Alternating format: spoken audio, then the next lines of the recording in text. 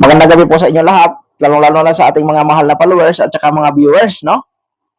Mayroon lang akong mga idol, tips sa lahat ng security guard na kapwa ako security guard para hindi kayo matulad doon sa isang security guard na nakulong doon sa Valladolid, sa Karkar, no? Na nakabaril ng magnanakaw kasi pumasok sa area na kanyang binabantayan at napatay itong magnanakaw. So ngayon, ay ikinulong siya mga boss, siya pa yung nakasuhan kasi nakapatay siya, no?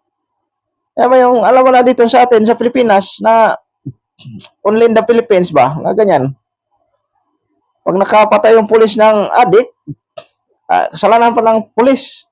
Pero pag ang adik ang nakapatay ng mga inosenteng tao, bigyan pa ng second chance. Ganon dito sa Pilipinas na ngayon.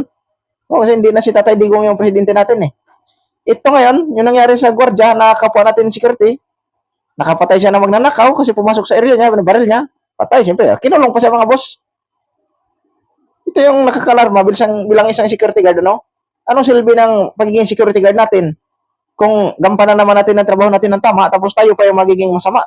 Kaya sa sunod, kung ikaw ay isang security guard, pag may nagnanakaw, tawagin mo, pre, halika, magkape ka dito habang nagnanakaw. Oh, kape ka muna para yung pagnakaw mo mamaya, madali na lang. Mamaya mo na yung kunin yung ninanakaw mo, magkape muna tayo.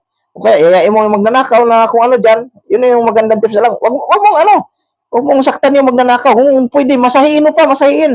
Para mas malakas pa siya sa pagbuhat ng mga nanakawin niya. O, di ba? Kasi yun siguro yung tama ba? Para hindi ka makulong. Ganun eh. Pag binaril mo yung magnanakaw, kulungin ka pa. Grabe ka, walang hiya na rin ng batas pag ganyan yung mangyari sa atin, ano? Buisit.